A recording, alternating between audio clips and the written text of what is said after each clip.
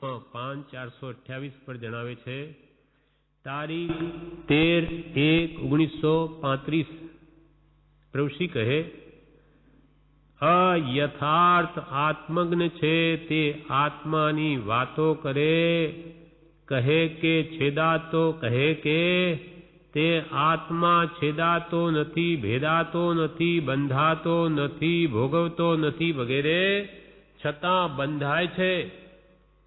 તેણે અંતરથી ત્યાગ્યું નથી, તેથી તે શુષ્ક જ્ઞાની છે.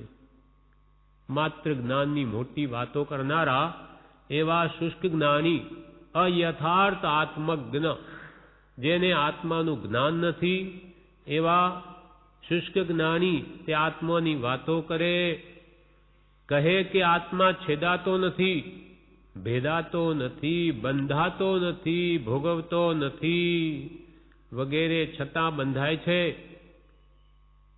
કેમ? જ્ઞાની પુરુષો તો ખાતા ભોગવતા છતાં નથી બંધાતા. આ કેમ બંધાય?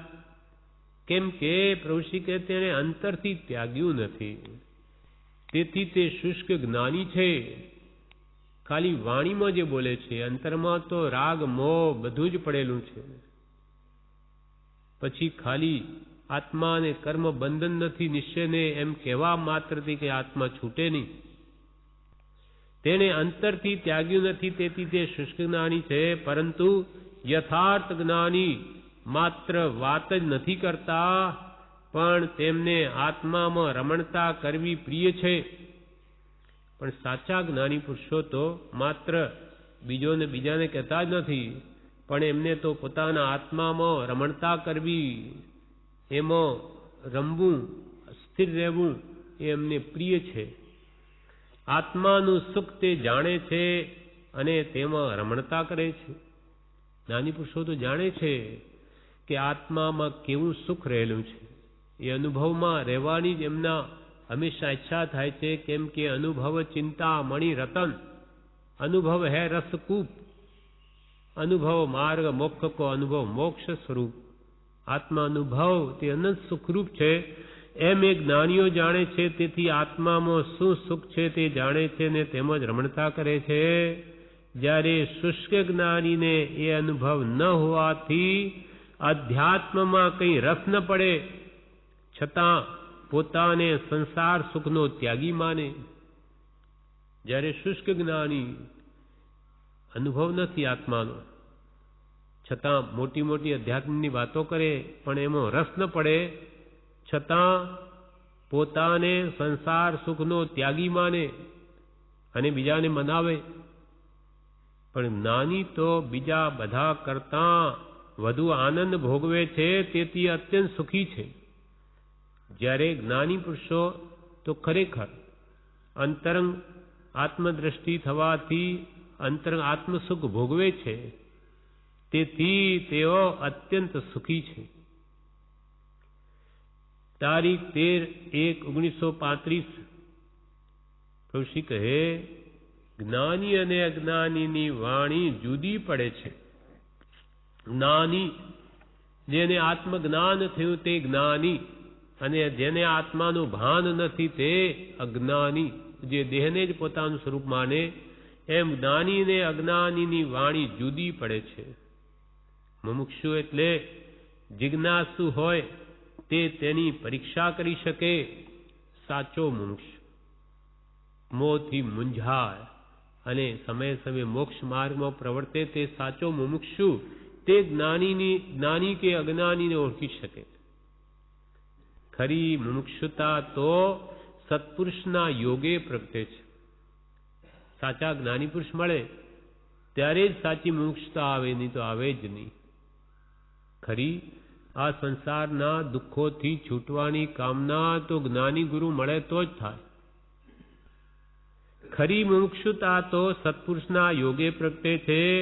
સત્પુરુષ મળવામાં પુરુષાર્થ અને પ્રારબ્ધ બંને કારણ હોય છે. આપણને મળી ગયા જ્ઞાની પુરુષ, આપણું કોઈ પૂર્વભાવનું પુણ્ય છે, કંઈ પુરુષાર્થ આગલા ભાવમાં કર્યો છે ત્યારે હાથમાં આવી ગયા. નહીં તો આવા ભયંકર કાળમાં આવા સત્પુરુષનો યોગ જ મળવો અતિ દુર્લભ છે. સત્પુરુષ મળવામાં પુરુષાર્થ અને પ્રારબ્ધ બે જોઈએ. પ્રારબ્ધ સાથે પુરુષાર્થ પણ જોઈએ. એટલે સાચા જ્ઞાની પુરુષ ક્યાં હશે એની ખોજ પણ જોઈએ. કોઈ તીર્થ વગેરેમાં જવાનું કહ્યું, શા માટે કહ્યું? તો કે કંઈ લોભ છૂટે, સંસારની પ્રવૃત્તિથી દૂર થવાય અને કોઈ જ્ઞાની પુરુષનો યોગ થાય, ભેટો થઈ જાય, કોઈ જ્ઞાની મળી આવે તો જીવન સફળ બની જાય. એના માટે તીર્થ યાત્રા કરવા કહ્યું. તો આપણને જે એ મળી આવ્યા છે તે આપણું કોઈ પ્રારબ્ધ અને પુરુષાર્થ, સત જાણવાની જિજ્ઞાસા, તેથી જ કાર્યસિદ્ધિ થાય છે. પ્રારબ્ધ અને પુરુષાર્થ બે જોઈએ કે આપણા નસીબમાં હશે તો મળી આવશે. કંઈ એની શોધખોળ કે પ્રયત્ન ન કરે તો કંઈ હાથમાં ના આવે. કંઈ જ્ઞાની ઘરે આવે નહીં આપવા. મુંબઈ બેઠા હોય હશે જ્ઞાની આનો જોગ તો મળી આવશે અહીંયા. આમ કે બધાના ઘરે જ્ઞાની કહેતા ફરે નહીં, પણ એના ભાગ્યનો ઉદય પણ મારે સત જાણવું છે. ક્યાં જવું, કયા તીર્થમાં જવું, ક્યાં સત્પુરુષ મળે, એમ શોધે, પુરુષાર્થ કરે તો મળી આવે. શોધે ને મળી આવે. આપણને મળી આવ્યા તો હવે આગળનું શું છે કે હવે કહે એમ કરવું, એની આજ્ઞા આરાધવી તો આપણું કલ્યાણ જરૂર થાય. સત્પુરુષ મળવામાં પુરુષાર્થ અને પ્રારબ્ધ બંને કારણ હોય છે. અજ્ઞાનીની વાણી જ્ઞાની તો તરત જ પારખે. પુરુષ કે અજ્ઞાનીની વાણી તો જ્ઞાની તરત જ પારખે. અજ્ઞાની જ્ઞાનીના વચન ટાંકીને બોલતો હોય છતાં તેનો આશય તરત સમજાય.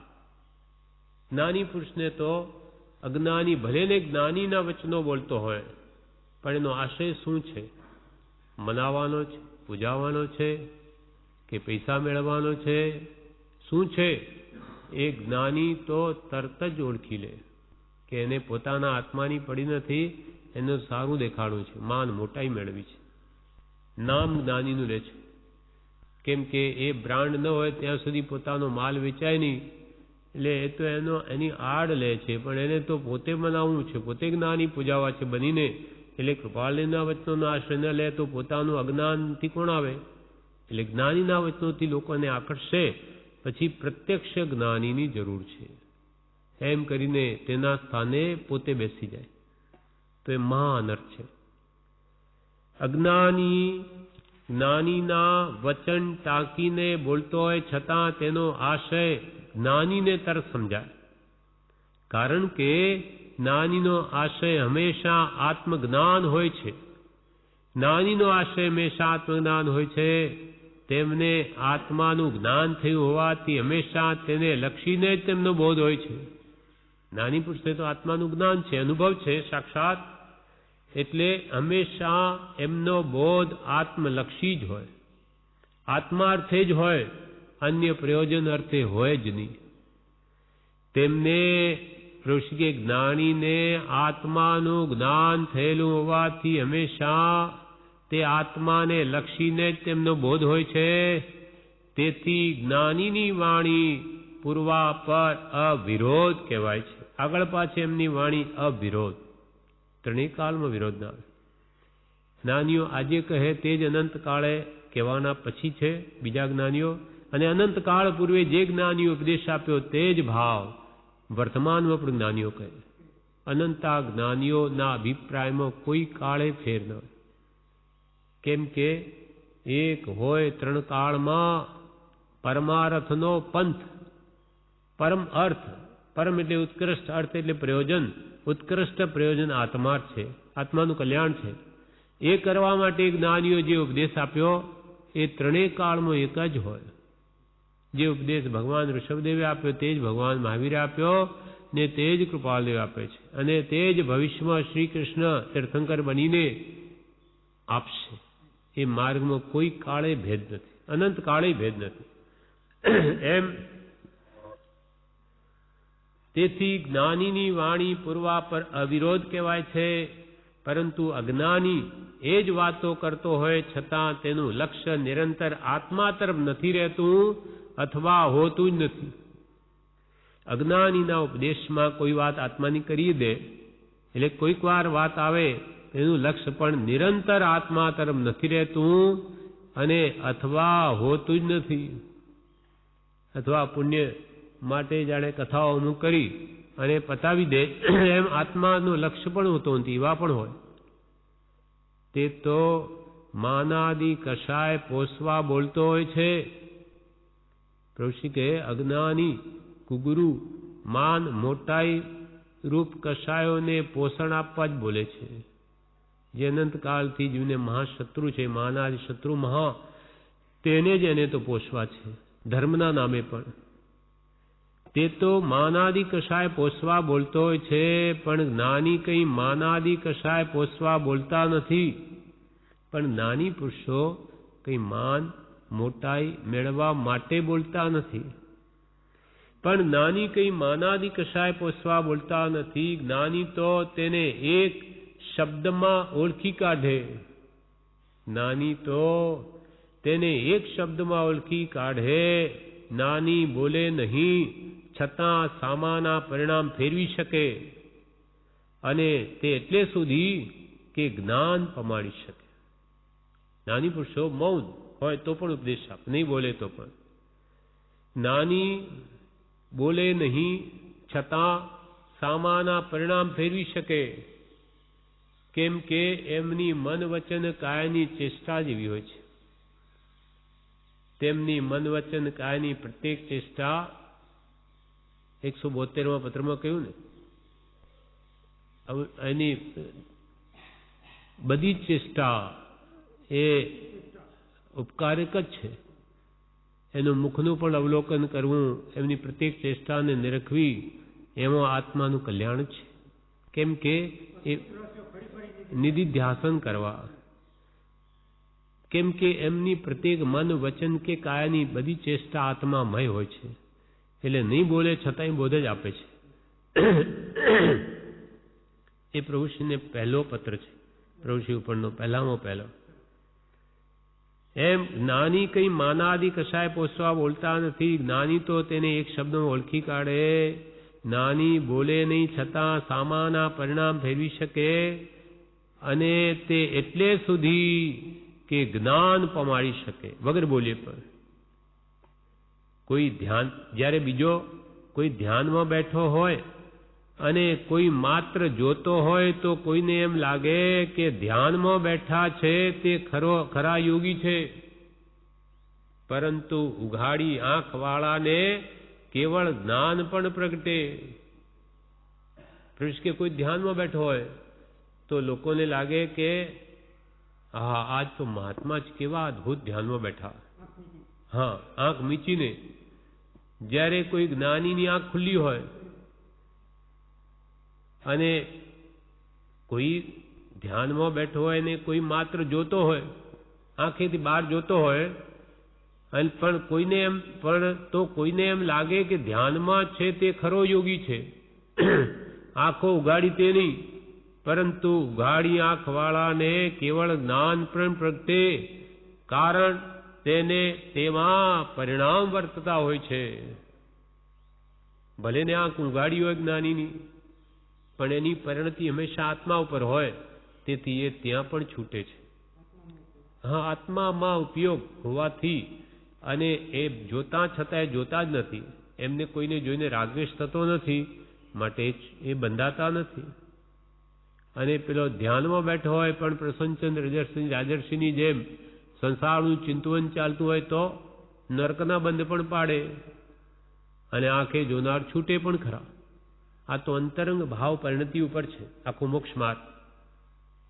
જેમ કે ભરત ચક્રવર્તી, એ તો જ્ઞાની હતા, ઘરમાં હતા, ચક્રવર્તી હતા, 6 ખંડનું રાજ્ય હતું, 96,000 રાણીઓ હતી, લાખો પુત્રો હતા, છતાં એ જ્ઞાની, અંતરથી નિર્લેપ, અને તે જ ઘરમાં, રાજમહેલમાં, આરિસા ભવનમાં શૃંગાર સમયે વીંટી સરી જતા એ વિચારમાં પડી જઈને ત્યાં કેવળ જ્ઞાન પ્રગટાવે છે. હવે લોકોને લાગે આ શૃંગાર ભવનો વળી કેવળ જ્ઞાન, પણ એવી અંતરાત્મ દ્રષ્ટિ જેની છે એ વિચાર શ્રેણી ચડી ગઈ, ક્ષપક શ્રેણી માંડી લઈને ત્યાં કેવળ જ્ઞાન પણ પ્રગટાવી લીધું. અને જ્યારે ધ્યાનમાં બેઠો નરકમાં પણ જાય, એટલે અંતરંગ આત્મ પરિણતિ કોની કેવી છે તેના ઉપર આધાર છે. એટલે પ્રભુશ્રી કહે, પ્રભુ કોઈ ધ્યાનમાં બેઠો હોય અને કોઈ માત્ર જોતો હોય તો કોઈને એમ લાગે કે ધ્યાનમાં છે તે ખરો યોગી છે, પરંતુ ઉઘાડી આંખવાળાને કેવળ જ્ઞાન પણ પ્રગટે, કારણ તેને તેવા પરિણામ વર્તતા હોય છે. નાની બોલે છે તે અનુભવનું હોય છે, તે અંતર પરિણામ ઓળખે છે. નાની પુરુષો જે કંઈ પણ બોલે તે અનુભવીને બોલે છે. તે અંતર પરિણામ અંતરના ભાવોને ઓળખે છે. મોહાદી દૂર કરવાના ઉપાયો પણ જાણે છે. એ મોહ જે અનાદિથી સંસારી જીવોને પીડે છે, એ મોહને કેમ દૂર કરવો તેના ઉપાય પણ જાણે છે. નાની પુરુષ મોહાદી દૂર કરવાના ઉપાયો પણ જાણે છે. તેથી તેમનું બોલવું, જ્ઞાનીનું બોલવું તલસ્પર્શી હોય છે અને તેની અજબ અસર થાય છે. અજ્ઞાનીના વચનો તેવી અસર નથી કરતા. નાની પુરુષોની વાણી આત્માને સ્પર્શીને નીકળે, એ તલસ્પર્શી એમનું જ્ઞાન અનુભવાત્મક તે સામા જીવ પર અજબ અસર કરે છે. સામા આત્માને સોંસરી ઉતરી જાય છે, આર પાર જતી રહે, જ્યારે અજ્ઞાનીની વાણી ઉપરની ઉપર રહે છે. તેથી જ્ઞાનીનું બોલવું તલસ્પર્શી હોય છે અને તેની અજબ અસર થાય છે. અજ્ઞાનીના વચનો તેવી અસર નથી કરતા. તારીખ 14/1/1935 પ્રભુશ્રી કહે, મને સુખ છે એમ માને ત્યાં પણ વેદની છે. જેમ સંસારી જીવોને પૂછ્યું હોય, કેમ છો તમને? દરેક મળે કેમ કે સાતા છે, શાંતિ છે, સુખ છે, બહુ આનંદ છે. હવે જે એમ બોલે છે એ શાતાને સુખ માને છે, ઇન્દ્રિયોના સુખને, કે બાહ્ય સુખ સગવડ મળી હોય, ખાવા પીવાની, રહેવા કરવાની, તો કે બસ સુખી છીએ. પણ નાનીઓ તો તેને દુઃખી જ કહે છે. તું પણ શાતા પણ વેદની જ ભોગવે છે. શાતા વેદની જ છે. એમાં અનેક પ્રકારની ઈચ્છાઓ થાય છે. ત્યાંય મનને ક્યાં શાંતિ, ક્યાં નિરાકુળતા છે? શાતા વેદનીમાં પણ આકુળતા છે. ઘણા પૈસા હોય તો એને કઈ કઈ ઈચ્છાઓ ઊભી થાય. વિદેશમાં ફરવા જવું, શું ખાવું, ગાડી લાવું, શું બંગલા બાંધવું, શું કરું શું ન કરું, એની ક્યાં શાંતિ છે? ત્યાંય બળતરા જ છે. જ્યાં વિતરાગતા ન આવે, ત્યાં વિતરાગનો ભાવ ના આવે, ત્યાં સુધી તો શાતા કે અશાતા બંને દુઃખરૂપ જ છે. અશાતામાં તો રોગ હોય કે શરીરમાં દુઃખ હોય તો દુઃખી છે, બધા જાણી શકે. પણ નાનીઓ તો કે શાતા વેદનીય વાળો દુઃખી છે. એ અંતરદાહરૂપ શાતા છે. અને અશાતા વેદનીય વાળાને બહાર પણ દુઃખ છે ને અંતરે દુઃખ છે. અહીંયા પ્રભુશ્રી કે, પ્રભુ મને સુખ છે એમ જે માને ત્યાં પણ વેદની છે. શાતા અને અશાતા બંને વેદની છે. તે ભોગવે છે અને મેં સુખ દુઃખ ભોગવ્યું માને છે. જીવો શાતા કે અશાતા વેદની ભોગવીને માને કે મેં તો સુખી થયો, કે મને આ દુઃખ આવી ગયું, એમ સુખ દુઃખ મેં ભોગવ્યું માને છે. પરંતુ તેનો તો નાશ છે. તારા સુખનો નાશ. તે જે ઇન્દ્રિય કે બાહ્ય સામગ્રીમાં સુખ માન્યું એનો નાશ. ગમે એટલું ધન મળ્યું, કાં તો પુણ્ય પરવાર્યું તો આ જન્મમાં જ નાશ થઈ જશે. પુણ્ય નહીં પરવાર્યું, જીવન સુધી રહ્યું, તો તું આ બધું છોડીને ચાલ્યો જઈશ. તું રહેવાનો નથી. વિયોગ નિશ્ચિત છે. સંપત્તિનો આપ મુએ ડૂબ ગઈ દુનિયા. તારું કરોડોનું ધન હોય પણ તું મરી ગયો એટલે તારા માટે તો કાંઈ જ નથી. એ નહીવત છે. એમ પ્રભુશ્રી કે, શાતા કે અશાતા બંને ભોગવે અને સુખ દુઃખ ભોગવે માને છે, પરંતુ તેનો તો નાશ છે. એ કાયમ ટકી ન રહે. એ યોગ છૂટે જ. પરંતુ તેનો તો નાશ છે. પણ કોઈએ આત્માનો નાશ જોયો? પણ પ્રભુશ્રી કહે કે કોઈએ આત્માનો નાશ જોયો? આત્મા નાશ પામી ગયો કોઈએ જોયો?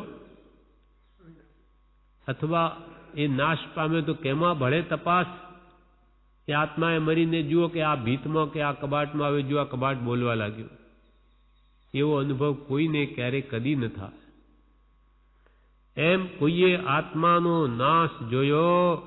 દરેક આત્મા તેના ગુણો, અનંત જ્ઞાન, દર્શન, ચારિત્રને વીર્ય સહિત અમર છે. તે મરતો નથી. તેનું જે સુખ છે તે તો જ્ઞાનીએ જાણ્યું છે, અને જેણે જાણ્યું છે તે જ જણાવી શકે છે. કૃષ્ણ કે આત્માની રિદ્ધિ તો અનંત છે. આત્મામાં તો અનંત રિદ્ધિ, અનંત સિદ્ધિઓ, અનંત લબ્ધિઓ બધું આત્મામાં છે.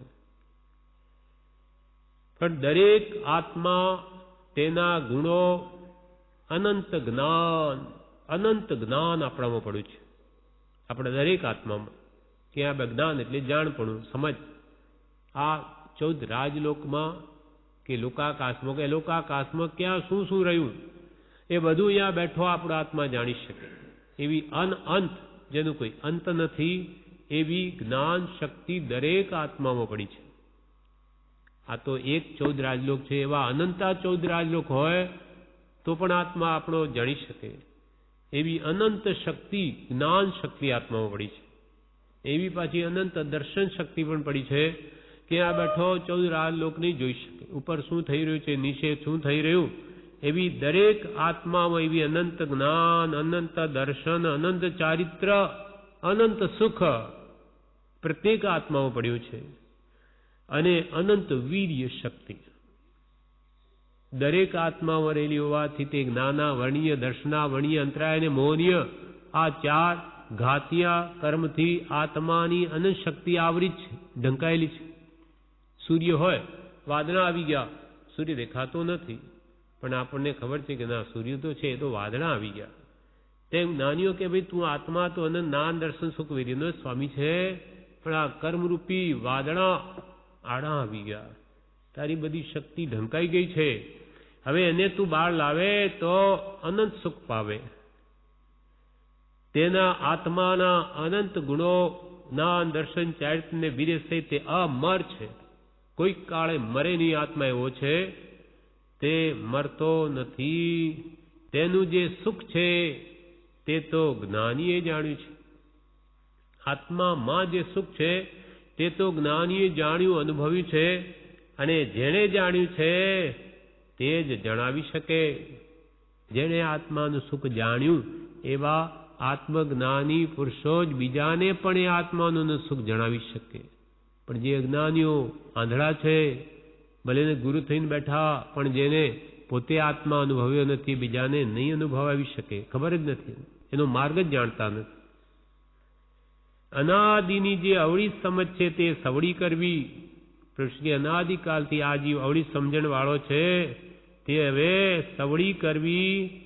તેથી અનિત્ય રૂપી પદાર્થોનો મોહ ટળી આત્મ સુખ પમાય. અનાદિકાળની જે અવળી સમજણ છે તે હવે કાઢી નાખવી. અવળી સમજણ. સંસારમાં સુખ છે, ખાવામાં સુખ છે, જોવામાં સુખ છે, સંગીત સાંભળવામાં સુખ છે, સૂંઘવામાં સુખ છે, કે સ્પર્શમાં સુખ છે, કોમળ સ્પર્શ વગેરે. એમ આ જીવે વિપરીત માન્યતા સુખની ઇન્દ્રિયોમાં કરી લીધી છે, ઇન્દ્રિયના વિષયોમાં. એ અવળી સમજ જે અનાદિકાળની છે તે હવે સવળી કરવી. તેમાં સુખ નથી, સુખ આત્મામાં છે. એ જ્ઞાનીઓ આપણને જણાવ્યું.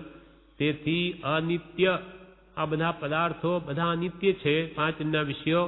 અને રૂપી પદાર્થોનો મોહ ટળી આત્મ સુખ પમાય. જો એવી અવળી માન્યતાઓ સંસારમાં સુખ છે એવી કાઢી નાખે અને આત્મ સુખ મેળવવા પ્રયત્ન કરે તો એને આત્મ સુખની જરૂર પ્રાપ્તિ થાય. પણ આ બધા સુખો અનિત્ય લાગવા જોઈએ, નાશવંત લાગવા જોઈએ છે જ, પણ એને સમજાવવા જોઈએ.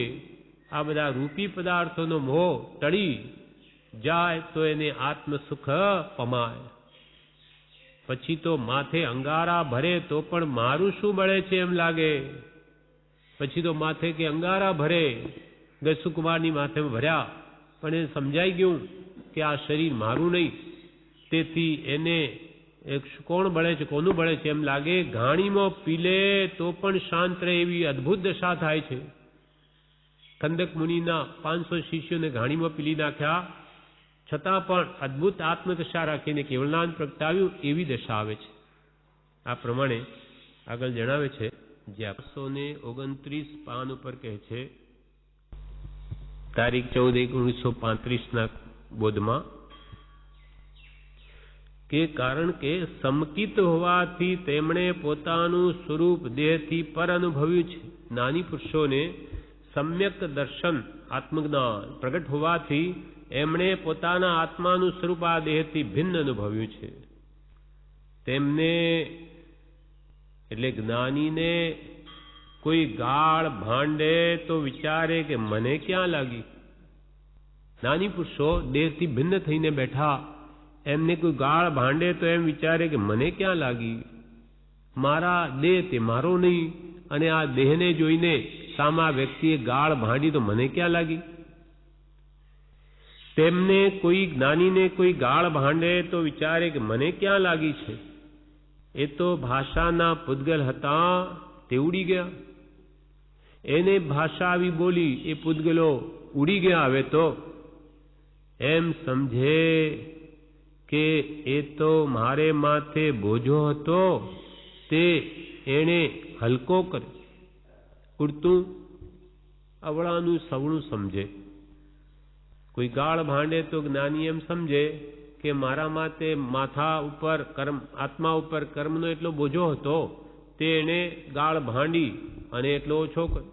મેં સમતાએ સાંભળી લીધું, મારા આત્માને તેમાં પરિણામ આવ્યો નહીં, એટલે મારો એટલો કર્મનો ભાર હલકો થયો, ઓછો થયો. એમ સમજે કે એ તો મારે માથે બોજો હતો, તે હલકો કર્યો. મારા એટલા કર્મો ખપ્યા, મારા એટલા કર્મો ખપ્યા, પરંતુ અજ્ઞાની તો તેનું વેર લેવા માથું ભાંગી નાખે. મને ગાળ આપી દીધી, શું સમજે છે? એમ અજ્ઞાની તેનું વેર લેવા માથું ભાંગી નાખે. જ્યારે સમ્યક દ્રષ્ટિ તો સવળું માને કે સારું થયું કે મને એને જે કંઈ પણ કહ્યું મેં મારે સાંભળી લીધું, મારું દેવું પતી ગયું, આટલા કર્મ મારા ઓછા થયા. આ સમ્યક દ્રષ્ટિ અને મિથ્યા દ્રષ્ટિમાં આટલું અંતર છે. સમ્યક દ્રષ્ટિ અવળાનું સવળું કરે, જ્યારે મિથ્યા દ્રષ્ટિ તો સવળું હોય તો અવળું લઈ લે. પરંતુ અજ્ઞાની તો તેનું વેર લેવા માથું ભાંગી નાખે. સમકીતી અથવા આત્મજ્ઞાની સવળો વિચાર કરે છે, કારણ કે એ બધું અનિત્ય જુએ છે. એને ગાળ ભાંડી તો એ તો ઉડી ગઈ. પવનના આ શબ્દના પરમાણુ પૂતગલ થઈને પૂતગલના જ હતા, હવામાં ઉડી ગયા, મારે ક્યાં નડ્યા. એમ કારણ કે એ બધું અનિત્ય જુએ છે. ક્ષણે ક્ષણ બધું ચાલ્યું જાય છે, એમાં મોહ શો કરવો. પ્રભુ કે ક્ષણે ક્ષણે સારું કે ખોટું બધું ચાલ્યું જ જાય છે. શુભ કર્મનો ઉદય કે અશુભનો બધું જ ચાલ્યું જાય છે, એમાં મોહ શો કરવો. પોતાના આત્માનું સુખ જે ખરું છે, શાશ્વત છે, તેને જ અનુભવવું યોગ્ય છે.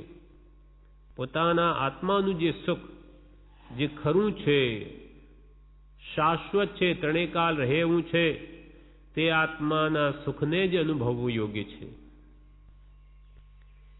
સમ એટલે શું? કોઈએ પ્રશ્ન કર્યો, સમ એટલે શું? પ્રભુશ્રીએ પૂછ્યું, સમ એટલે શું? મુક્ષુ કહે, રાગ દ્વેષ એ ચારિત્ર મોનીય અને અજ્ઞાન એટલે દર્શન મોનીય, તેનો અભાવ થાય ત્યારે સંભાવ પ્રગટે છે. સમ એટલે સંભાવ. ત્યારે મુક્ષે કહ્યું કે રાગ દ્વેષ એ ચારિત્ર મોહ છે અને અજ્ઞાન એ દર્શન મોહ છે, અને રાગ દ્વેષ અજ્ઞાન એ મુખ્ય કર્મની ગ્રંથ છે, થાય નિવૃત્તિ તે જ મોક્ષનો પંથ છે. તો એ ગયું એટલે સંભાવ પ્રગટ્યો આત્મામાં, અને સંભાવ એ જ આત્માને રહેવાનું ઘર છે. પ્રભુશ્રી કહે, 6 દ્રવ્ય છે તે દરેક જુદા જ છે. 6 દ્રવ્ય છે તે દરેક જુદા જ છે. તે એકમેકમાં પરિણમી શકે જ નહીં. તેથી જડ અને ચેતન પણ એકમેકમાં પરિણમે નહીં. છ દ્રવ્ય નું બનેલું આખું વિશ્વ છે. આખા જગતમાં 6 દ્રવ્ય છે. જીવ દ્રવ્ય, અજીવ દ્રવ્ય, ધર્માસ્તિક, આકાશ અને કાળ દ્રવ્ય. આ 6 દ્રવ્ય તે દરેક જુદા જુદા છે. જીવ દ્રવ્ય અને આ શરીરે પૂતગલ દ્રવ્ય 2 જુદા છે. તે એક મેકમાં પરિણમી શકે જ નહીં. બંને એક થઈ શકે જ નહીં. જડ ભાવે જડ પરિણમે, ચેતન ચેતન ભાવ. કોઈ પલટે નહીં, છોડી આપ સ્વભાવ. જડ તે જડ 3 કાળમાં, ચેતન ચેતન તેમ. પ્રગટ અનુભવ રૂપ છે, સંશય તેમાં કેમ. જડ એ 3 કાળમાં જડ જ રહે. જડ એવા પૂતગલ કોઈ કાળે ચેતન થાય નહીં, અને ચેતન એવો આત્મા એ કોઈ પણ કાળે જડ થાય નહીં. માટે બંને દ્રવ્ય જુદા છે. જડ ને ચેતન્ય બંને દ્રવ્યનો સ્વભાવ ભિન્ન. જડ ને ચૈતન્ય બંને દ્રવ્યનો સ્વભાવ ભિન્ન. સુપ્રતીતપણે બંને જેને સમજાય છે. સ્વરૂપ ચેતન નિજ જડ છે, શરીરે જડ છે. જડ છે સંબંધ માત્ર, અથવા તે જ્ઞેય પણ પરદ્રવ્ય માય છે. અથવા શરીર પૂતગલાદિ એ પર છે, પરદ્રવ્ય માય છે. ભલે જ્ઞેય છે પદાર્થ, પણ પરદ્રવ્ય છે, સ્વદ્રવ્ય નથી. સ્વદ્રવ્ય એક આત્મા. એટલે જ્ઞાની પુરુષો કે તારો તો એક આત્મા જ અસંખ્યાત પ્રદેશી, એ સિવાય તારું કાંઈ જ નથી. એક પણ વસ્તુ તારી નથી આ વિશ્વમાં. એ વાત સમજાઈ જાય તો બધા પ્રત્યેથી રાગ દ્વેષ મોહ ઘટવા માંડે. મારું છે જ નહીં તો એના માટે શું કામ હું દુઃખી થાઉં? શું કામ એને મેળવવા માટે મથીને દુઃખી થઈને મરવું? મારું તો થયું નથી. મારા બાપ દાદાઓ એમ કરી ગયા, એ પણ પોતાનું કરી નથી ગયા. હું ક્યાંથી કરી જાઉં? મારું ગમે એટલું કોઈ મારું થવાનું જ નથી, તો શું કામ મારા આત્માને ક્લેશિત કરું? કોઈ પણ કારણે આ સંસારમાં ક્લેશિત થવા યોગ્ય નથી. આત્માને બંધન કરવા યોગ્ય નથી. તે આત્મા એકમેકમાં પરિણમી શકે જ નહીં. તેથી જડ અને ચેતન પણ એકમેકમાં પરિણમે નહીં. કોઈ પણ દ્રવ્ય એક દ્રવ્ય બીજાથી મળી શકતું જ નથી. એક પરિણામ કે ન કરતા દ્રવ્ય દો પરિણામ એક દ્રવ્ય ન કરતું હૈ. તેથી જડ અને ચેતન પણ એકમેકમાં પરિણમે જ નહીં. કૃપાળુ દેવે કહ્યું છે કે ચેતનના પરિણામ ચેતન છે અને જડના પરિણામ જડ છે. પ્રભુશેખ કહે, કૃપાળદેવ પણ કહ્યું છે કે ચેતન એવો આત્મા, તેનું પરિણમન ચેતનમાં જ છે અને જડનું પરિણમન જડમાં જ છે. એક પરમાણુ છે તે જોઈ શકાય નહીં, પરંતુ તે ત્રિકાળે તે રૂપ જ છે. એક પરમાણુ કે એક આત્માનો પ્રદેશ, પૂતગલનો પરમાણુ કહેવાય, આત્માનો પ્રદેશ કહેવાય, અને આ કાળનો સમય કહેવાય, નાનામાં નાનો ભાગ, તે કેવળી જોઈ શકે. એટલે એવો સૂક્ષ્મ છે. એક પરમાણુ છે તે જોઈ શકાય નહીં, પરંતુ તે ત્રિકાળે તે રૂપ છે. ત્રણેય કાળ તે પરમાણુ તે રૂપે જ છે, પ્રદેશ પણ તે રૂપે જ છે, સમય પણ તે રૂપે જ છે. કોઈ કાળે એમાં ફેરફાર, એમાં એ નાશ ન પામે, પર્યાય પલટે, સ્કંદ થાય. પૂતગલ પરમાણુ 2, 5 થી 2, 3, 4 થી લગાવીને યાવત અસંખ્યાત અનંતા પરમાણુ ભેગા થાય છે. અનંતા ભેગા થાય તો આપણી આ ચામડાની આંખથી જોઈ શકાય. ચર્મચક્ષુ ગોચર થાય તો દેખાય જ નહીં. એટલા સૂક્ષ્મ પરમાણુ છે. એક પરમાણુ છે તે જોઈ શકાય નહીં, પરંતુ તે ત્રિકાળે તે રૂપ જ છે. ત્રણેય કાળે એ રૂપ જ હોય, પરમાણુ કે પ્રદેશ કે સમય. તેમાં પર્યાય ભેદ થાય છે, તે પણ જડ રૂપે હોય છે. તેની અવસ્થા બદલાય. એક પરમાણુ 100 પરમાણુ સાથે ભળી જાય, 1000 લાખ યાવત સંખ્યા સાથે ભળી જાય, એનો સ્કંદ બની જાય, પણ એ પરમાણુ નાશ નહીં પામે. આજે આ પુસ્તક રૂપે છે, એમાં અનંત પરમાણુ ભેગા થયા, આ આકાર આવ્યો, કાલે ભાંગી જશે. એ પરમાણુઓ કાલે માટીરૂપ થઈ અને વળી કંઈ અનાજ રૂપે પણ બનશે, પણ પરમાણુ એ પરમાણુ જ રહેશે. એ કોઈ કાળે નાશ નહીં પામે. હોય તેનો નાશ નહીં, નહીં તે નહીં હોય, એક સમય તે સૌ સમય, પણ ભેદ અવસ્થા જ હોય. અવસ્થાંતર થાય, રૂપાંતર થાય, પર્યાયાંતર થાય, પણ મૂળ દ્રવ્યનો કદી નાશ નહીં થાય. જ્યારે કોઈ પણ દ્રવ્યનો નાશ નથી, તો પછી આત્મા પણ એક દ્રવ્ય જ છે, તો એનો કેવી રીતે નાશ થઈ શકે? જળનો નાશ નથી તો ચેતનનો નાશ કેવી રીતે હોય? એ વાત એને સમજાઈ જાય તો હું ચેતન એવો આત્મા, મારો ત્રણેય કાળમાં નાશ નહીં. કોઈ પણ પદાર્થ આજે દેખાય છે તેનોય નાશ નથી, રૂપાંતર થાય. પરંતુ તે ત્રિકાળ તે રૂપ છે, તેમાં પર્યાય ભેદ થાય છે, તે પણ જડ રૂપે હોય છે. તેમ આત્માના ગુણ પર્યાય ચેતન છે. આત્માના ગુણ પર્યવત દ્રવ્યમ, ગુણને પર્યાયથી યુક્ત દ્રવ્ય હોય, પણ ચેતનના પર્યાય ચેતન રૂપે હોય અને જડના જડ રૂપે હોય. તેમ આત્માના ગુણ પર્યાય ચેતન છે, કર્મનો લેપ છે, તેથી કંઈ તેના ગુણ પર્યાયનો કોઈ કાળે નાશ થયો નથી. કર્મોથી આત્મા લેપાઈ ગયો છે, તેથી કંઈ એના ગુણને પર્યાયનો નાશ નથી થઈ ગયો. કપડા ઉપર મેલ ચોટ્યો, તેથી કંઈ કપડું નાશ નથી પામ્યું, કપડું તો છે જ, એના ઉપર તો મેલ છે.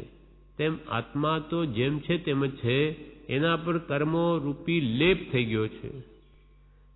કર્મનો લેપ છે, તેથી કંઈ તેના ગુણ પર્યાયનો કોઈ કાળે નાશ થયો નથી, તેમ થવાનો નથી. કોઈ કાળે થયો નથી ને થવાનો પણ નથી. માટે સર્વ જીવો સિદ્ધ સ્વરૂપી છે એમ જાણે તો કોઈ પ્રત્યે રાગ દ્વેષ ન થાય. બધા જ આત્માઓ સર્વ જીવ છે સિદ્ધ સમ, બધા ભગવાન જેવા આત્મા છે, એ સર્વ જીવો સિદ્ધ સ્વરૂપી છે એમ જાણે તો કોઈ પ્રત્યે રાગ દ્વેષ ન થાય. અને રાગ દ્વેષ અને મોહ એટલે અજ્ઞાન દ્રષ્ટિ જાય ત્યારે પોતાના સ્વરૂપમાં સ્થિર થાય. સર્વને સર્વ આત્મો સમદ્રષ્ટિ આપે દે, બધાને સિદ્ધ સ્વરૂપી જુએ તો રાગ દ્વેષ નહીં થાય. અને રાગ દ્વેષ નહીં થાય તો તે આત્મા એનું અજ્ઞાન જાય અને સ્વરૂપમાં તે આત્મા સ્થિર થાય રાગ દ્વેષ જવાથી. અર્થાત આત્મા સ્થિર રૂપે છે તેનો તે અનુભવ કરે રાગ દ્વેષ જવાથી. તેથી સર્વે પર સમાન દ્રષ્ટિ એટલે સંભાવ આવે ત્યારે તો આખું જગત આત્મા રૂપ માનવામાં આવે. જે થાય તે યોગ્ય જ માનવામાં આવે. આવી પર્યાય દ્રષ્ટિ નીકળી જઈને જો દ્રવ્ય દ્રષ્ટિ થઈ ગઈ તો કે છે એને સંભાવ આવે બધા પ્રત્યે, અને ત્યારે આખું જગત આત્મા રૂપ ભાસે. બધા જ આત્મા છે.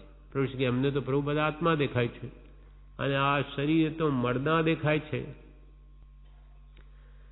તેને તેવા જીવને આખું જગત આત્મા રૂપ માનવામાં આવે. જે થાય તે યોગ્ય જ માનવામાં આવે. તો જ આ સંસારમાં રહેવું યોગ્ય છે. કૃપાલ કે જેવા કર્મના ઉદય આવે તેને બસ સ્વીકારી લો. જે થાય તે યોગ્ય જ માનવામાં આવે. દુઃખ આવે તો યોગ્ય, સુખ આવે તો યોગ્ય. કેમ કે મારા જ બાંધેલા કર્મ છે, મારે ભોગવવા છે. ક્ષમતાએ ભોગવી લઉં તો નિવૃત્ત થઈ જાય આ કર્મો, અને આર્ત ધ્યાન કરીશ તો પણ કર્મો તો ભોગવા જ પડશે. મારા જ બાંધેલા અને વળી નવા બાંધીશ. જે થાય તે યોગ્ય જ માનવામાં આવે. સમતા રસના પ્યાલા રે પીવે સો જાણે, છાક ચડી કબહુ નહીં ઉતરે તીન ભુવન સુખ માણે. આવું જે થાય તે યોગ્ય માને એ સમતા ભાવમાં આવે. અને સમભાવમાં આત્મા આવેલો જે સમતા ભાવનું સુખ છે તે તો કે પીએ તે જ જાણે. સમતા રસના પ્યાલા રે પીવે સો જાણે, છાક ચઢી કબહુ નહીં ઉતરે. એનો જે છાક નશો ચડશે તે કોઈ દિવસ નહીં ઉતરશે નહીં. અને તીન ભુવન સુખ માણે. ત્રણેય લોકમાં જે સુખ છે તેના કરતા પણ આત્માનું ધન સુખ છે તેને તે માણે, અનુભવે. કેમ કે સમતા રસના પ્યાલા જે પીવે તે જ તે સુખને અનુભવે. પણ આ સારું છે, આ ખોટું છે, મને એમ કેમ થઈ ગયું, એ ભાવ જ્યાં સુધી હોય ત્યાં સુધી સમતા ભાવ ના આવે. સમતા રસના પ્યાલા રે પીવે સો જાણે, છાક ચડી કબહુ નહીં ઉતરે. તીન ભુવન સુખ માણે, સમતા રસના પ્યાલા રે પીવે સો જાણે.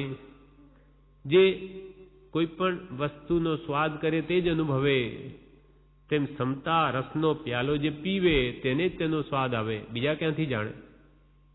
રાગદ્વેષ કે કામ ક્રોધાદિ ભાવવાળો ઈર્ષા કરે, કોઈથી દ્વેષ કરે કે રાગ કરે તે નહીં જાણે, તે અનુભવી જ ન શકે કે સમતા ભાવનું કેવું સુખ છે. એ તો જ્ઞાનીઓ જ અનુભવે. તારીખ 17/1/1935 વાસના અને કામ સેવનના અનેક પ્રકાર છે. દેહમાં આત્મબુદ્ધિ કરવી, સારા કપડાં વગેરેથી દેહને શણગારવો, સારા સારા પૌષ્ટિક પદાર્થો દેહને પુષ્ટ કરવા ખાવા, દેહને વારંવાર નિહાળવો, તેના વિચારમાં રાચવું, એ સર્વ કામ સેવન ના જ પ્રકાર છે. પરંતુ દેહથી હું ભિન્ન છું.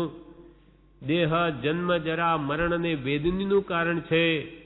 તેને આત્માર્થે ગાળવા કષ્ટ વેઠવું અને આત્માર્થમાં જ વૃત્તિ ક્ષણ ક્ષણ રાખવી, એવી ચર્યા તે બ્રહ્મચર્ય. આટલો જ બોધ છે 17મી તારીખનો પ્રવૃત્તિને. એમાં કહ્યું વાસના એટલે ખોટી ઈચ્છાઓ વિષયોની. વાસના અને કામ સેવનના અનેક પ્રકાર છે. આપણા દેહમાં આત્મબુદ્ધિ કરવી એ વ્યભિચાર છે. દેહ પર છે એ ભાવ વ્યસન થઈ ગયું. ભાવ પર શ્રીગમન. શરીરે પર છે એમાં એ આત્મબુદ્ધિ કરે, મમતા મોહ કરે તો કે છે એ પણ કામ સેવનનો જ પ્રકાર છે. વાસના અને કામ સેવનના અનેક પ્રકાર છે. દેહમાં આત્મ બુદ્ધિ કરવી, સારા કપડાં વગેરેથી આ દેહને શણગારવો, સારા સારા પૌષ્ટિક પદાર્થો દેહને પુષ્ટ કરવા ખાવા, દેહને વારંવાર નિહાળવો, તેના વિચારમાં રાચવું, તે એ સર્વ કામ સેવન ના જ પ્રકાર છે. પરંતુ દેહથી હું ભિન્ન છું, આ શરીરથી હું જુદો છું.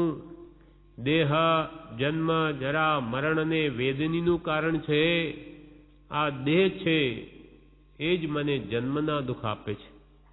આ દેહ છે તો જ મને વૃદ્ધાવસ્થાનું દુઃખ વેદવું પડે અને અંતે મરણની વ્યાધિ પણ વેદવી પડે. રોગ આવે તે શરીરમાં આવે છે, માટે આ બધે દેહ છે તો આ દંડ ભોગવવા પડે છે. પરંતુ આવા દેહથી હું ભિન્ન છું. દેહ જન્મ જરા મરણ અને વેદનીનું કારણ છે. તેને આત્માર્થે ગાળવા કષ્ટ વેઠવું. આવા શરીરને આત્મકલ્યાણ અર્થે ગાળવા માટે કષ્ટ વેઠવું અને આત્માર્થમાં જ વૃત્તિ ક્ષણ ક્ષણ રાખવી, એવી ચર્યા તે બ્રહ્મચર્ય. આત્માર્થમાં જ સમય સમય પ્રવર્તવું એનું નામ જ બ્રહ્મચર્ય છે. અંતરંગ બ્રહ્મચર્ય. કેમ કે બ્રહ્મ એટલે આત્મા, એમાં ચર્યા એટલે રમણતા કરવી છે, એ નિશ્ચય બ્રહ્મચર્ય. એ આપણો મુખ્ય ધ્યેય છે, સ્વસ્વરૂપની પ્રાપ્તિ. એના માટે બાહ્ય બ્રહ્મચર્ય અત્યંત આવશ્યક છે. યોગ્યતા માટે બ્રહ્મચર્ય એ મોટું સાધન છે અને અસત્સંગ એ મોટું વિઘ્ન છે. એટલે કે છે કે જેને મોક્ષ પ્રાપ્તિ કરવી હોય, સ્વરૂપમાં રમણતા કરવી હોય, એને બાહ્ય બ્રહ્મચર્ય સેવવું. અને બાહ્ય બ્રહ્મચર્યમાં આ બધા દેહમાં આત્મબુદ્ધિ કરવી, સારા કપડાં પહેરવા, પૌષ્ટિક પદાર્થો ખાવા, વારંવાર દેહને નિહાળવો, દેહના વિચારમાં જ રહેવું, એ બધા કામ સેવનના જ પ્રકાર છે. પણ આ દેહથી હું ભિન્ન છું એવી આપણે ભાવના ભાવી એમ જ્ઞાનીઓ કે છે. કેમ કે આ દેહ છે તેઓ જ બધું દુઃખ છે. દેહ ન હોય તો કોઈ દુઃખ નથી. જન્મ, જરા, મૃત્યુ, રોગ, શોક, ચિંતા બધું મટી જાય. સર્વ દુઃખનું મૂળ આ દેહ છે. અને દેહમાં પણ મમતા ભાવ છે, તે દુઃખરૂપ છે. અને તે દેહને આત્માર્થમાં જ ગાળવો, આત્માર્થમાં જ ક્ષણ ક્ષણ વૃત્તિ રાખી એવી ચર્યા તે બ્રહ્મચર્ય. આ પ્રમાણે પ્રભુશ્રીજી આગળ જણાવે છે. જે આપણે હતી પ્રભુશ્રી કહે, તારીખ 23/1/1935 નાની પુરુષનું ઓળખાણ છે બધું કેમ ફરી જાય છે? નાની પુરુષનું ઓળખાણ છે બધું કેમ ફરી જાય છે? અંધકાર હોય ત્યાં દીવો આવે અને બધું યથા તથ્ય દેખાય, તેમ જ્ઞાની પુરુષ મળે જે જોવાય છે તે બધું જુદી રીતે જોવાય છે. ઋષિ કહે, નાની પુરુષનું ઓળખાણ છે બધું કેમ ફરી જાય છે? બધું ફરી જાય છે. દેહમાં આત્મા જોતો થઈ જાય છે કે આ આત્મા, આ દેહમાં આત્મા રહેલો છે. નહીં તો અજ્ઞાનીઓ સંસારીઓને ખબર ન પડે શું આત્મા, આ દેહ તે જ હું. એમ નાની પુરુષનું ઓળખાણ છે બધું કેમ ફરી જાય છે? તો કે અંધકાર હોય ત્યાં દીવો આવે તો બધું યથા તથ્ય દેખાય. અજ્ઞાની જીવો હંમેશા અંધકારમાં જ છે, અજ્ઞાન રૂપી અંધકાર. તેમાં જ્ઞાન રૂપી દીવો આવે કે જેમ છે તેમ બધું દેખાય. અંધકાર હોય ત્યાં પ્રભુશ્રીએ દીવો આવે અને બધું યથા તથ્ય કેમ દેખાય? દીવો આવવાથી. તેમ જ્ઞાની પુરુષ મળીએ જે જોવાય છે તે બધું જુદી રીતે જોવાય છે, દ્રષ્ટિ ફરી જાય છે. તેમ જ્ઞાની મળીએ જે જોવાય છે તે બધું જુદી રીતે જોવાય છે. મારાપણું મટી જાય, પોતાને ભિન્ન જાણે, તેથી વિષય કશાય છૂટે. નાની મળ્યા પછી મારાપણું મટી જાય છે. દેહ તે હું નહીં. એકદમ નાની ઈચ્છે છે એવું ન થાય, પણ ભાવના કરતો તો થઈ જાય કે આ દેહ મારું સ્વરૂપ નથી. મારું સ્વરૂપ તો જ્ઞાનીએ જાણ્યું, અનુભવ જોયું, અનુભવ એવો આત્મા છું. એમ મારાપણું એને મટવાની શરૂઆત થાય. મારાપણું મટી જાય, પોતાને ભિન્ન જાણે આ દેહથી, તેથી વિષય કશાય છૂટે એના કંઈક મોળાશ આવી જાય એ દેહ ભાવમાં, કે વિષય કશાયમાં મંદતા આવે જ્ઞાની મળ્યા પછી. એટલે પ્રભુ કે તે પોતાને દેહથી ભિન્ન જાણે અને વિષય કશાય છૂટે. ત્યારે જીવ જે પુરુષાર્થ પ્રથમ 5 ઇન્દ્રિયોના વિષયો માટે કરતો હતો તેને બદલે આત્માની ખોજ કરવામાં લાગે. 5 ઇન્દ્રિયોના વિષયો તેને માટે જે પહેલા પુરુષાર્થ કરતો હતો તે હવે એ પુરુષાર્થ આત્માની ખોજમાં લગાડે કે આ તો બધું નાશવંત, ક્ષણિક. મારો આત્મા જે શાશ્વત છે, જેમાં આનંદ સુખ છે, એનો પુરુષાર્થ પછી અંતરલક્ષી થઈ જાય છે. તેને બદલે તે આત્માની ખોજ કરવામાં લાગે. સંસારના સુખ તેને અગ્નિની ખાઈ જેવા લાગે. નાની પુરુષનો બોધ યથાર્થ પરિણમ્યે તેને સંસારના સુખ અગ્નિની ખાઈ જેવા લાગે. અગ્નિની ખાઈમાં પગ મૂકવો હોય તો થાય નહીં, અને ત્રાસ છૂટે કે હું બળી જઈશ. એમાં વિષયો તો ઝેર જેવા છે, એનું સેવન કરી તો હું મરી જઈશ, મારો મોહ વધી જશે, સંસાર વધી જશે એવું એને લાગે. તેમ સંસારના સુખ તેને અગ્નિની ખાઈ જેવા લાગે. તેથી તે તરફ ન જાય અને હું કોણ છું, ક્યાંથી થયો, મારું સ્વરૂપ કેવું છે વગેરે જાણવા તે યત્ન કરે. ખરેખર હું કોણ છું, મારું વાસ્તવિક સ્વરૂપ શું છે, હું અહીંયા ક્યાંથી આવ્યો, ક્યાં જઈશ વગેરે જાણવા માટે તે પછી પ્રયત્ન કરે જ્ઞાની મળ્યા પછી. ટૂંકામાં મોહ નિદ્રામાં સૂતેલો છે, જીવને એને ભાન નથી.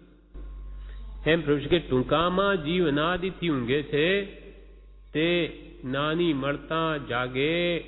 અત્યાર સુધી જે સાધન કર્યા તે સર્વ નિષ્ફળ, લક્ષ્ય વગરના બાણ જેવા લાગે.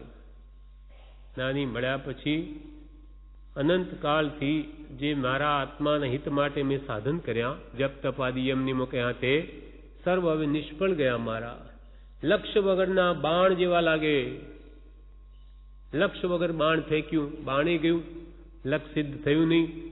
તેમ આત્માર્થના લક્ષ્ય વગરની બધી ક્રિયા પુણ્યબંધના ખાતે ગઈ, તેના ફળ મળ્યા, દેવલોક મળ્યા, પાછો સંસાર. લક્ષ્ય વગરના બાણ જેવા લાગે. નાની પુરુષને ઓળખે લક્ષ્ય ક્યાં કરવો તે સમજાય. ઋષિ કહે પણ નાની પુરુષ મળે ત્યારે એને લક્ષ્ય ક્યાં કરવો તે તેને સમજાય. તેથી તેના સાધનો સર્વ વ્રત નિયમ સફળ થાય. નાની મળે કે એને શું લક્ષ્ય રાખવો, આત્માની શુદ્ધિ કેમ કરવી, એ સર્વ વ્રત નિયમ એના સફળ થાય. અત્યાર સુધી આ લોકના સુખ કે પરલોકના સુખ અર્થે સાધન કર્યા. અત્યાર સુધી તો આ લોકમાં મને સુખ મળશે ધર્મ કરીશ તો, અથવા પરલોકમાં મને દેવલોક મળશે. અત્યાર સુધી આ લોકના સુખ કે પરલોકના સુખ અર્થે સાધન કર્યા. હવે માત્ર આત્માને છોડાવવા, બંધનથી મુક્ત કરવા જ્ઞાનીની આજ્ઞાએ વર્તે તો સર્વ સાધન સફળ થવા યોગ્ય છે. હવે મારા આત્માને જન્મ મરણથી છોડાવવા કે કર્મથી મુક્ત કરવા જ્ઞાનીની આજ્ઞાએ વર્તે તો સર્વ સાધન સફળ થવાનો આ યોગ છે. હવે ધારે તો થઈ શકે એમ છે. અનંત જ્ઞાની થઈ ગયા તેમણે કહ્યું છે, અને હાલ જ્ઞાની છે તે પણ એમ જ કહે છે કે તારો એક આત્મા જ છે, માટે એમ માનવું કે આશ્રવ બંધ સંયોગ વિયોગ આવે છે ને જાય છે તે મારું સ્વરૂપ નથી. ઋષિ કે પૂર્વે અનંતા જ્ઞાનીઓ થઈ ગયા, એટલે આગળ જ્ઞાની થઈ ગયા, અને વર્તમાનમાં હોય થાશે કાળ ભવિષ્યમાં પણ માર્ગ ભેદ નહીં કોઈ. આગળ જ્ઞાની થઈ ગયા તેમણે એમ કહ્યું છે, અને હાલ જ્ઞાની છે તે પણ એમ જ કહે છે કે તારો એક આત્મા જ છે. આત્મા સિવાય તારું આ જગતમાં કંઈ છે જ નહીં. માટે એમ માનવું કે આજે આ કર્મોનો આશ્રવ થાય, આવે કર્મોનો બંધ થાય, એના ફળમાં વળી પૂતગલનો સંયોગ થાય, એ કર્મ પૂરું થઈ પાછો વિયોગ થાય, એ બધા આવજાવ થાય છે તે મારું સ્વરૂપ નથી, કર્મનું સ્વરૂપ છે. તેને જોનારો હું છું. હું તો જે આ કર્મો આવે ને જ્યાં મારો તો જ્ઞાતા દ્રષ્ટા સ્વભાવ છે, એમાં મારે ભળી જવું જોઈએ નહીં, રાગદ્વેષ કરવા જોઈએ નહીં. તેને જોનારો હું છું, પરંતુ તે રૂપ હું નથી. હું કર્મરૂપ નથી, શરીરરૂપ નથી. આ હૃદયમાં કોરીને લખી રાખવું, ભૂલવું નહીં. પ્રભુ કે આ વાત તમે હૃદયમાં કોતરી નાખો કે હું તો જ્ઞાતા દ્રષ્ટા, અસંખ્યાત પ્રદેશી માત્ર શુદ્ધ આત્મા, એ સિવાય આ સંસારમાં શરીર, કુટુંબ, ધન આદિ કાંઈ મારું નથી. આ હૃદયમાં કોરીને લખી રાખવું, ભૂલવું નહીં. બાંધ્યું છે તે ભોગવવું પડે. અજ્ઞાન અવસ્થામાં જે કર્મ બાંધ્યા એના ફળ તો ભોગવવા જ પડશે. બાંધ્યું છે તે ભોગવવું પડે, પણ તેમાં તન્મય ન થવું. બસ આ જાગૃતિ રાખવી જોઈએ. તન્મય થઈ ગયો, એકાકાર થઈ ગયો તો કર્મ બંધન થઈ જશે. કશાય આવી ગયા ત્યાં સ્થિતિને અનુભાગ પડી જશે. ખાલી નાતા દ્રષ્ટા રહે, લેપાય નહીં તો કર્મ તો આવી એનું ફળ આપીને ચાલ્યા જાય.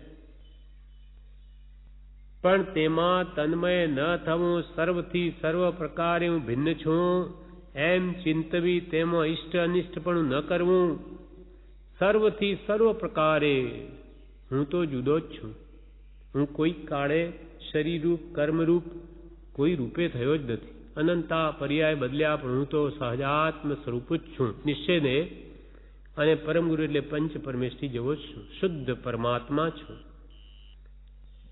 સર્વથી સર્વ પ્રકારે હું ભિન્ન છું એમ ચિંતવી, તેમાં ઇષ્ટ અનિષ્ટપણું ન કરવું, એમાં રાગદ્વેષ ન કરવા. જ્ઞાની સર્વમાં આત્મા જ જુએ છે, દરેક વસ્તુ દેખાય છે તેને જોનારો આત્મા છે. પ્રભુ કે જ્ઞાની તો સર્વમાં આત્મા જ જુએ છે, દરેક વસ્તુ દેખાય છે તેને જોનારો આત્મા છે. દરેક વસ્તુને જોનાર કોણ? આત્મા. આત્મા ન હોય તો કોણ જુએ? આ શરીર કે આંખો તો જોઈ શકતી નથી, અને એ જોતી હોય તો મળદું જુએ. જોનારે આત્મા છે. જ્ઞાની તો સર્વમાં આત્મા જ જુએ છે, અને દરેક વસ્તુ દેખાય છે તેને જોનારો આત્મા છે. ઝાડ, પાન, માણસ, જંતુ સર્વ જે દેખાય છે તે તો પૂદગલ છે, કર્મ છે, પર્યાય છે. તેમાં જે આત્મા રહ્યો છે તેને જ્ઞાની જાણે છે ને જુએ છે. આ ઝાડ હોય કે પાન હોય, માણસ હોય કે કોઈ જીવ જંતુ હોય, તે સર્વ દેખાય છે પણ એ તો પૂદગલ છે. બધું શરીર છે એનું, જીવ જંતુનું પણ દેખાય છે તે તો, કે આ ઝાડ પાન કે એ પૂદગલ, પણ એમાં આત્મા રહ્યો છે. ઝાડ પાનમાં આત્મા રહ્યો છે, ત્રસ્કાય ચાલતા ફરતા જીવોમાં આત્મા રહ્યો છે. તેને જ્ઞાની જાણે છે અને જુએ છે, માટે મને તે માન્ય છે. કેમ કે આત્મા છે તો જીવ જંતુ ચાલે, એમાંથી આત્મા ચાલ્યો છે તો એ મરેલું કલેવર પડ્યું રહે, એટલે જરૂર એમાં કઈ જુદી વસ્તુ હતી, આત્મા તે નીકળી ગઈ. તેને તે મને માની છે, જ્ઞાનીઓને માની છે, માટે મને માની છે. મન વચન કાયા અને અનેક સારા ખોટા ભાવ જે ક્ષણે ક્ષણે આવે છે તે તો કર્મ છે, પૂદગલ છે. મન વચન કે કાયા નું હલનચલન કે વિચાર વગેરે જે આવે, કે સારા ખોટા ભાવ આવે, ક્ષણે ક્ષણે આવે છે, પણ પ્રભુ એ તો બધું કર્મનું સ્વરૂપ છે. પૂર્વે તમે જેવા કર્મ બાંધ્યા એવા તમને વિચારો આવે છે, પણ એ પૂદગલ છે, તમારા આત્મામાં નથી. આત્મા તો શુદ્ધ બુદ્ધ ચૈતન્ય ઘન છે, પણ પૂર્વે અજ્ઞાન અવસ્થાએ કર્મ બાંધ્યા, એ હવે ફળ આપે છે એવી મતિ બગાડે છે. હવે કર્મો નથી જોઈતા, ખોટા લાગતા હોય, દુઃખરૂપ લાગતા હોય તો નવા ન બાંધ, તો આગળ ઉપર છૂટી જઈશ. પણ ફરીથી તું રાગદ્વેષ કર્યા જ કરીશ તો કોઈ કાળે તારા સંકલ્પ વિકલ્પ જાય નહીં. તારીખ 24/1/1935. સર્વ પર સમભાવથી જોવું, સર્વ પર સમભાવથી જોવું. મારો આત્મા છે તેવો જ સર્વનો આત્મા છે એમ જાણે તો માન ન આવે, પર્યાય દ્રષ્ટિ છોડવી. કે સર્વ ઉપર સમાન ભાવથી જોવું તો રાગદ્વેષ નહીં થાય. મારો આત્મા છે તેવો જ સર્વનો આત્મા છે, સર્વ આત્મામાં સમાન દ્રષ્ટિ દો એમ જાણે તો માન ન આવે. એમ તો કે આ તો ગરીબ અને હું ધનવાન, આ તો પટેલ, હું વાણિયો, આ તો હું તો પુરુષ, આ સ્ત્રી, એવો ભાવ જ્યાં રહેશે ત્યાં માન આવે, અહંકાર આવે. હું મોટો, આ નાનો, એ ભાવ ન કરતા બધા જ આત્મા છે. કીડી હોય, જાનવર હોય, એમાં પણ આ અનંત જ્ઞાન દર્શન સુખ વીરીનો સ્વામી બેઠો છે, તેમાંય ભગવાન બેઠો છે. એવો આત્મા છે અને શક્તિનો ધણી, પણ બિચારો આ કર્મને આદિના આજે એની કેવી સ્થિતિ થઈ ગઈ છે. એમ આપણી પણ આવી અનંતવાર થઈ છે. હવે એવું નહીં થઈ જાય એનું ધ્યાન રાખો. એ જોઈને એ આત્મા છે, હું આત્મા છું, પણ આ કર્મની સ્થિતિ આવી લાવી દીધી એણે કર્મે, માટે એવા કર્મ મોહર બાંધવું નહીં, એ ધ્યાન રાખવું. સર્વ પર સમભાવથી જોવું, મારો આત્મા છે તેવો સર્વનો આત્મા છે એમ જાણે તો માન ન આવે, પર્યાય દ્રષ્ટિ છોડવી. આ પર્યાય કર્મના સ્વરૂપે જે અવસ્થાંતર થયું છે પર્યાય એ મૂકી દેવું. પર્યાય દ્રષ્ટિ છોડવી. ઘર, પૈસો, બૈરા, છોકરા કંઈ મારું નથી. ઘર, પૈસો, બૈરા, છોકરા કંઈ મારું નથી. આ દેહ પણ મારો નથી. આ ઘર, પૈસા, બૈરા, છોકરા તો સાવ જુદા દેખાય છે. ઘરે આપણા શરીરથી જુદું, બૈરા, છોકરા જુદા, પૈસો જુદો, પણ આ એકમેક રહેલું આ શરીર દૂધ અને પાણીની જેમ એ તો જુદું દેખાતું જ નથી, છતાં પણ કેવું જુદું છે. ઘર, પૈસો, બૈરા, છોકરા કંઈ મારું નથી. આ દેહ પણ મારો નથી. એવા તો કંઈક ધારણ કર્યા અને મૂક્યા છતાં નિવેડો આવ્યો નહીં. આવા તો અનંતવાર દેહ ધારણ કર્યા, અનંતવાર મરણના, જન્મના, ગર્ભના દુઃખ વેઠ્યા, છતાં પણ આ જન્મ મરણના દુઃખથી નિવેડો આવ્યો નહીં. એવા તો કંઈક ધારણ કર્યા દેહ અને મૂક્યા છતાં નિવેડો આવ્યો નહીં. ધન, દોલત, અધિકાર, સગા સંબંધી એ રૂપ હું નહીં. ધન, દોલત, અધિકાર, સગા સંબંધી એ રૂપ હું નહીં. હું દેહાદિ સ્વરૂપ ને આ દેહ સ્ત્રી પુત્રાદિ મારા, પણ એ રૂપ તું નહીં. હું એ સર્વેથી ભિન્ન આત્મા છું. જ્ઞાનીએ જોયો તેવો જ્ઞાનમય છું, અને એ જ એક મારું ધન, દોલત, સર્વસ્વ છે એમ શ્રદ્ધા કરી લેવી. તારું જે જ્ઞાનમય સ્વરૂપ છે, અનંત જ્ઞાન, દર્શન, સુખ, વીર્ય, એ તારું કે છે, તારું એ જ ધન છે. એ સિવાય તારું કોઈ ધન નથી. પણ જ્ઞાનીએ જોયો તેવો તું જ્ઞાનમય છું, અને એ જ એક મારું ધન, દોલત, સર્વસ્વ છે એમ શ્રદ્ધા કરી લેવી. હું અનંત જ્ઞાનમય છું, અનંત દર્શનમય છું. અહીંયા બેઠો 14 રાજલોકને મારું જ્ઞાન જ એટલું નિર્મળ છે કે હું બધું જાણી શકું, બધું જોઈ શકું, અને અનંત સુખને ભોગવું, અને અનંત વીર્યનો સ્વામી છું. એ મારું ધન છે, પણ એ બધું ધન મને ભાન નથી.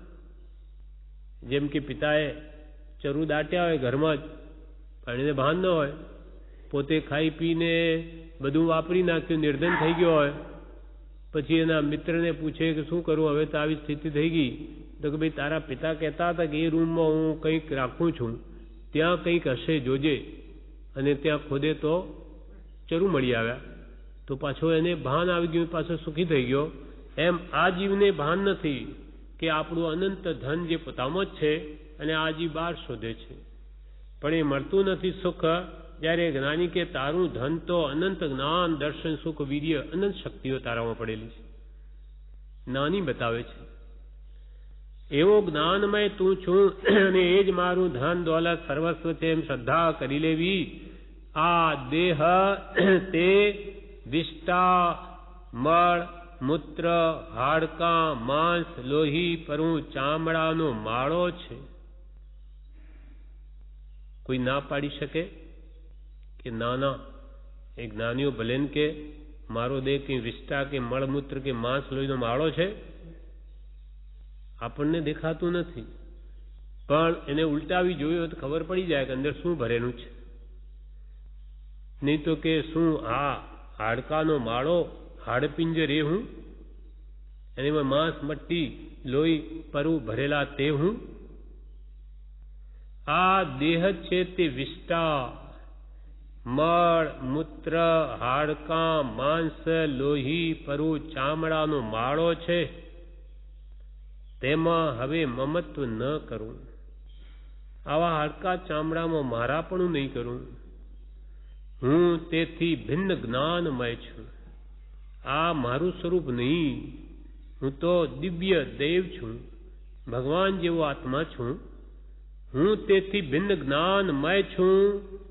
સુંદર ભોજન ખાઈએ તે પણ મળમૂત્ર રૂપ બની જાય છે. તે આ દેહને લઈને છે. આ દેહ તો કેવો, ગમે એટલા સુંદર પદાર્થો સુગંધીદાર હોય એને શરીરનો સ્પર્શ કરાવી દીધો ને ચાવીને પેટમાં ઉતારી દીધા કે પછી જુઓ એનું રૂપાંતર શું થાય છે, વિષ્ટા બની જાય. ગમે તે ઉત્તમ વસ્તુ પણ આ શરીરના સંયોગમાં આવે કે દુર્ગંધમય બની જાય. જાણે આ કોઈ વિષ્ટાની ફેક્ટરી જ ન હોય. જે નાખો એને વિષ્ટા બનાવે, જે નાખો વિષ્ટા બનાવે. પછી કાજુ હો કે પિસ્તા હો, ગમે તે હો, આવા શરીર ઉપર આપણને અત્યંત રાગ છે, મોહ છે. એ કેટલી મોટી અનાદિકાળની આપણી ભૂલ છે. માટે આ જ્ઞાની પુરુષ આ બધું કહે છે કે કંઈક જીવને ખ્યાલમાં આવે તો એનો રાગ ઓછો થાય. સુંદર ભોજન ખાઈએ તે પણ મળ મૂત્ર રૂપ બની જાય છે. તે આ દેહને લઈને છે. એવા અસુચિ દેહને પોતાનું સ્વરૂપ ન માનું. એવા અસુચિ અપવિત્ર દેહને પોતાનું સ્વરૂપ ન માનું. તેમ તેને મારો ન માનું. જેમ ભાડાનું ઘર હોય તેનો જેટલો લાભ લેવાય તેટલો લઈ છોડી દેવાય છે, તેમાં દેહને આત્માર્થે પ્રમાદ રહિતપણે ગાળી છેવટે તો મૂકી દેવાનો છે. ભાડાના ઘરમાં કંઈ આજીવન રહેવાય નહીં. જ્યારે પૂરું થઈ ગયું ત્યારે ભાડું આપ્યું, ભાડું ના આપ્યું તો કાલે ખાલી કરાવે, અથવા એ ભાડાનું ઘર પોતાનું નથી. તેમ આમાં પણ આ ઘર મારું નથી, આ પણ ભાડાનું જ ઘર છે. 5, 50, 100 વર્ષ માટે જાણે લીજ લીધી હોય, ભાડે રાખ્યું હોય, બસ સમય પૂરો થઈ ગયો, ખાલી કરવું પડશે. ધર્મશાળામાં અહીંયા આશ્રમમાં આપણે રહીએ છીએ, એ ઘરમાં જેમ કરતા હોય તેમ જ માનો રસોઈ બનાવતા હોઈએ. અહીંયા 12 મહિના, 2 વર્ષ, 5 વર્ષ, 25 વર્ષથી રહીએ, પણ અંદરમાં હંમેશા એટલું રહ્યા કરે કે આ ઘર મારું નથી, આ ઘર મારું નથી, આ તો ધર્મશાળા છે. એ એને એક જુદાઈ અંદર રહ્યા કરે છે. જ્યારે પોતાનું ઘર તો આ મારું છે. આવા ધર્મશાળામાં કોઈ ખાડો પડી જાય, કોઈ ગાબડું પડી ગયું, ફાટ પડી ગઈ તો કે પડી હશે, મારે શું, મારું થોડી છે. આ તો સંસ્થાની ધર્મશાળા છે, એ કરાવશે ઠીક, પણ આ રહ્યા પોતાનું મકાન હોય તો ત્યાં ફાટ પડે કે સીધી અહીંયા ફાટ પડે કે રે આ તો મોટો ખર્ચો આવ્યો, આ શું થઈ ગયું, કેવી રીતે થઈ ગયું? કેમ કે આ મારું છે. મારું છે જ નહીં. હું ક્યાં આવ્યો ત્યારે લઈને આવ્યો તો મારું મકાન, અને જઈશ ત્યારે ક્યાં લઈ જવાનો છે? આ તો પાપ પુણ્યના ઉદ્દેશ સંયોગો મળ્યું છે ને અહીંયા જ રહી જવાનું. એમ માન્યતા જો ધર્મશાળા જેવી ઘરમાં થઈ જાય કે ભાડાના ઘર જેવું આ શરીર પણ એક ભાડાનું ઘર જ છે, અહીંયા મારો શાશ્વત નિવાસ નથી, આ પણ એક અમુક વર્ષ માટે છે, તો એને કોઈ દુઃખ નહીં થાય. કેમ કે બધા જ આ ઘર છોડીને જાય છે, બધા દેહ છોડીને જાય, મારે જવાનું છે, કોઈ પહેલા કે પછી, તો એમાં વળી શોક શો. અને એમાં જે રહેનાર હું છું એ મારો તો કઈ કાળે નાશ છે નહીં, પછી ફિકર શું? આ ઘર છોડીને બીજા ઘરમાં જઈશ તો એમાં શું નુકસાન થયું? ભાડાના ઘરે લોકો બદલતા નથી. સારું ઘર મળ્યું હોય તો વધારે રાજી થાય કે ભાઈ આનું આ ભાડું અહીંયા 100 રૂપિયા આપે, 100 રૂપિયા તો પેલું ઘણું સારું છે, તો છોડો એને. જેમ અહીંયા વૃદ્ધાવસ્થા આવી હોય, રોગ થયા હોય, કેન્સર થયા હોય, રીબાતા હોઈએ, તો આ ઘર છોડવામાં નુકસાન શું છે? આ જૂનું થઈ ગયું દેવલ, તો હવે તો છોડું તો નવું ઘર મળશે. કેમ કે અંદર રહેનારો કોઈ કાળે મળતો નથી. એ આત્મા, બીજું પદ આત્મા નિત્ય છે, એ જો દ્રઢ થઈ જાય તો એને કોઈ ભય નથી.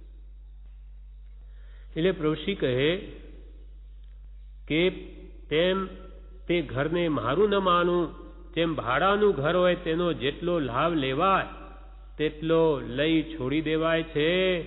તેમાં દેહને ભાડાનું ઘર માની આત્માર્થે પ્રમાદ રહિતપણે, આળસ વગર આત્માર્થે પ્રમાદ રહિતપણે તેમાં આ ગાડી, આ દેહને છેવટે તો મૂકી દેવાનો છે.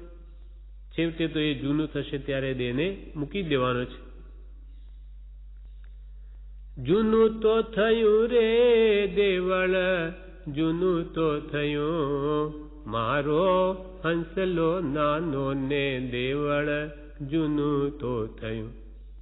આ તો કાયા રે હંસા ડોલવાને લાગી રે, આ તો કાયા રે હંસા ડોલવાને લાગી રે, પડી ગયા દાંત માયલો રેખું તો રહ્યું, મારો હંસલો નાનો ને દેવળ જૂનું તો થયું. દેવળ એટલે આ ઘર, આ મારું મંદિર, ઘર મંદિર, મારા ભગવાન રૂપ આત્માને રહેવાનું હતું એ જૂનું થઈ ગયું, દાંત બધા પડી ગયા, માયલો રેખું રહ્યું, હવે એને છોડવામાં શું વાંધો છે, નવું મળશે એમ વિચારી અને મહાપુરુષે આવા ભજનો લખ્યા કે હવે એમાં શું રાગ કરે છે, હવે તો ગરડોય થઈ ગયો, હવે તો કંઈ આત્મવિચાર કર. શંકરાચાર્ય મોહ મુદ્ગરમ લખ્યું છે પહેલી જ ગાથા કે ભજ ગોવિંદમ ભજ ગોવિંદમ ભજ ગોવિંદમ મૂઢમતે મૃત્યુ સન્નિહિતેવા ન રક્ષતી ડુક્કરી કરણે. હેજી હવે તો ગોવિંદને ભજ, ગોવિંદને ભજ, ભજ ગોવિંદમ ભજ ગોવિંદમ ભજ ગોવિંદમ મૂઢમતે, હે મૂઢમતી હવે ગોવિંદને ભજ, કેમ કે મૃત્યુ સન્નિહિતે વા, મૃત્યુ સાવ પાસે છે, ન રક્ષતી ડુક્કરી કરણે. એ શું વૃદ્ધ થઈ, હજુ બ્રાહ્મણ હતો એટલે હજુ પેલા પ્રયોગ વ્યાકરણના રટ્યા કરે, ડુક્કરીકરણ ડુક્કરીકરણ ડુક્કરી, તો કે આ ડુક્કરીકરણ હવે તને આ તારું મરણથી બચાવશે નહીં, હવે મૂક આ બધું, હવે તો ગોવિંદને ભજવાનો સમય છે. સ્વરૂપ સ્મૃતિ, સહજાત્મ સ્વરૂપ પરમ ગુરુનું ધ્યાન કરવાનો સમય છે. હવે અમો લાગ, કેમ કે બધું જૂનું થઈ ગયું છે, આ ખરી જવાનું, બધાનું થતું આવે તેમ તારું થશે. ભાડાનું ઘર હોય તેમ આત્માર્થે પ્રમાદપણે આ દેહને ગાડી છેવટે તું મૂકી દેવાનો છે. મૃત્યુ પછી તેને બાળે, દાટે કે પાણીમાં બુડાડે એ રીતે તેનો નાશ અવશ્ય છે. મૃત્યુ થઈ ગયા પછી ભલે એને ક્રિશ્ચનો દાટે કે બીજા બાળે કે કોઈ પાણીમાં ડૂબાડતા હશે, તે રીતે આ દેહનો નાશ અવશ્ય છે. માટે તેને મારો ન માનું, માટે પુરુષ કે તેને મારો ન માનું એવું ભેદ જ્ઞાન કરી લેવું. દેહને મારો ન માનું પણ આ દેહથી પૂરેપૂરું કામ લઈ લઉં. બ્રહ્મચારીજીને એકવાર માથામાં વાગ્યું જમણી બાજુ કે ડાબી બાજુ, ત્યારે કોઈએ પૂછ્યું કે સાહેબ આપને વાગ્યું? તો કે હા, આ બાજુ દેખાતું નથી. કેમ, શું થયું? તો કે આ આંખનું તેજ ચાલ્યું ગયું છે. એક આંખનું તેજ ચાલી ગયું, કોઈને ખબર જ નથી. તો કે આપ હવે આ વાંચવાનું જરા ઓછું કરી દો તો સારું, એક જ આંખ કામ કરે છે. ત્યારે બ્રહ્મચારી શું કહે? શરીર શરીરનું કામ કરે અને આપણે આપણું કામ કરવું. આપણે આત્મા છીએ, શરીર તો આમે એને લાકડામાં બાળી નાખવાનું છે. એને આંખનો વપરાશ કરો કે નહીં કરો, એક ગઈ તેમ બીજી નહીં જશો તો એને બાળી નાખવાની છે. તેનાથી લાભ લઈ લઈએ, આત્મભાવ દ્રઢ કરી લઈએ. એમ જ્ઞાની પુરુષોને તો એ જ છે કે દેહનું કામ કરીને આપણે આપણું કામ કરવું, એમ ભેદ જ્ઞાન થયું છે. તેમ આ દેહને મારો ન માનું એવું ભેદ જ્ઞાન કરી લેવું. આ પ્રમાણે આગળ પ્રભુશ્રી જણાવે છે.